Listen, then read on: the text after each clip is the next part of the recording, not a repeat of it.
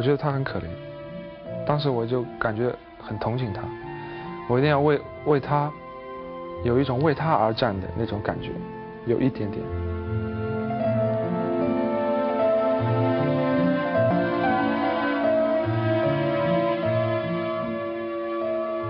当时整个雅典的田径场，都坐满了，座无虚席。对，好像一共坐了7、8万人。对我就看密密麻麻都是人。中国国旗也到处都是，隐隐约约听到我的名字。我就感觉好像声音也很远。什么蜜蜂啊，什么苍蝇蚊子都在一起，飞那个翅膀的声音。对，就这样。我就听着好像那个背后脊梁骨都要出冷汗了。那时候手里有汗吗？没有汗，汗都集中到这里来了。一股气我就感觉都是在这。哎，真的。决赛这一枪一共跑了3枪才打出去的。对。第一枪是有个人犯规，是一个巴西的。第二枪是 Tremel， 那个我说前程跑得很快那个家伙，就奥运会第2的那个家伙，牙齿露缝的那个。一个很大的缝。你还观察这个？他的比较特征一点。就抢跑，他是有意的。让大家更紧张一点，因为他悉尼奥运会就是第2名，他就想这次。不能再做老2了。但是我根本就不。这也是一种心理战，是吧？对于他来说是心理战，对于我来说，我觉得不觉得什么，我就觉得我的小宇宙越来越可以爆发。我觉得你们这帮坏家伙，你们等着瞧吧。就是一股气。第3枪的时候，我起跑非常顺利。第1个栏的时候，第1名还是特拉梅尔，第2个栏还是他，栏我已经和他并排了。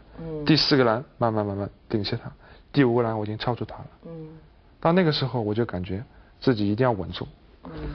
我觉得我后面还是越来越快，一直到终点。其实那个冲过终点，跨过最后一个栏的一刹那，我觉得我整个好像已经腾云驾雾的那种感觉，不太会跑了。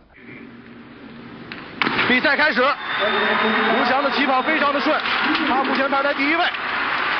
旁边的是特拉梅尔、奥里加尔斯，刘翔处于领先的位置，刘翔赢了。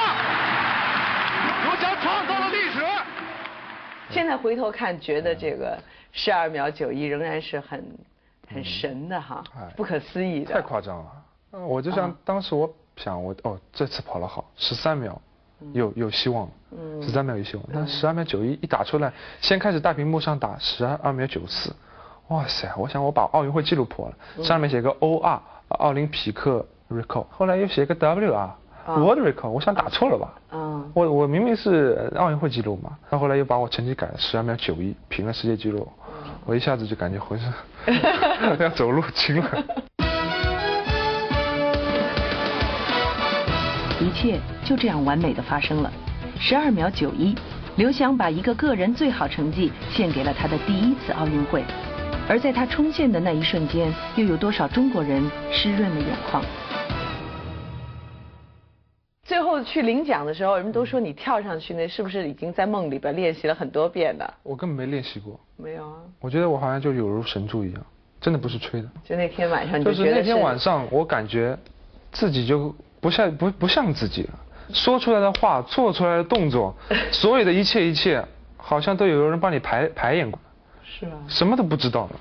就是有人带附体了是吧？这什么附在我有若神助啊，有若神助。有人带着你走，好像就感觉那个动作看哇，这是我吗？这是我吗？你回头看自己的这些动作和表情的时候，还觉得不可思议。给我什么很多纪录片嘛，都一看哇，每一次看我跑的一刹那，我都会很激动的。很激动的哈，所以说我现在不敢多看，真想不到那个就是我。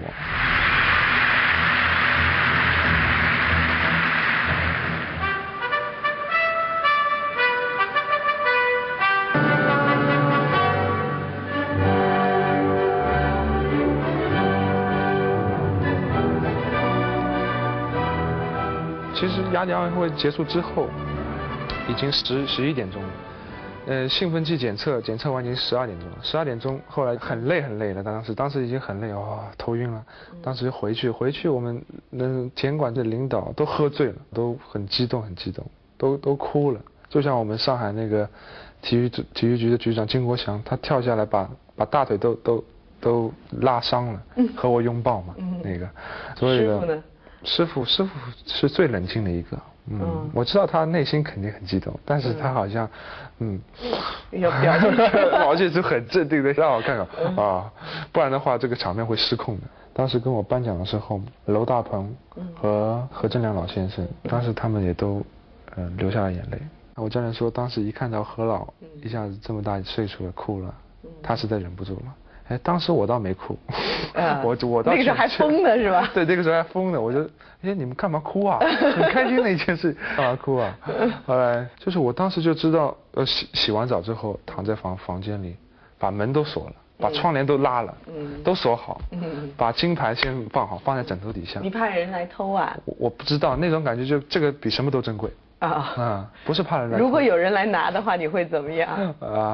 应该不会吧？我估计你会把他杀了。因为那个时候这个东西对我来说是最珍贵的，我就把它放在枕头底下。我就想终于可以跟你一起睡觉了。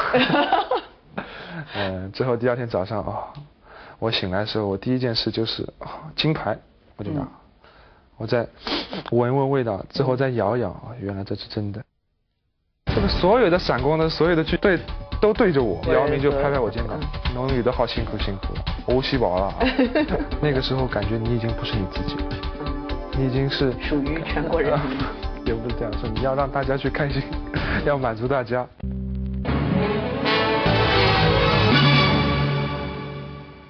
但是当我回去就是领导让我坐在头等舱。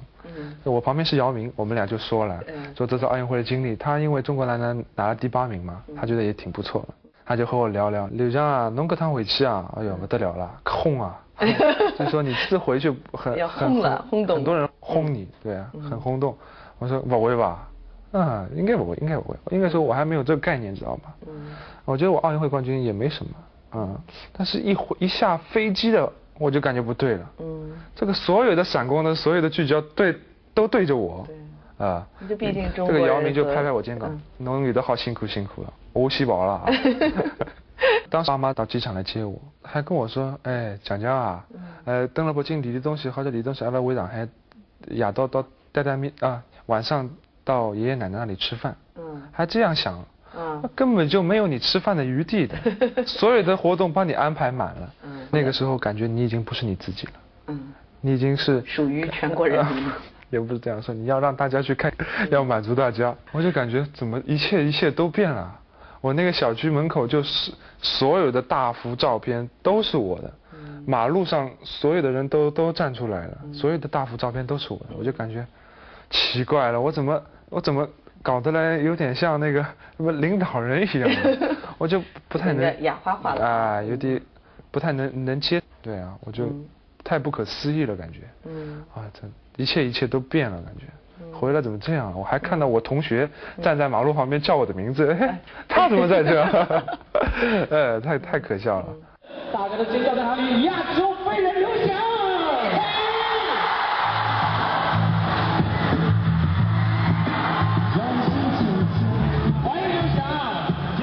听说在你这个感到非常不适应的时候，你爸爸妈妈曾经跟你晚上谈了很长的一次话，有这事儿吗？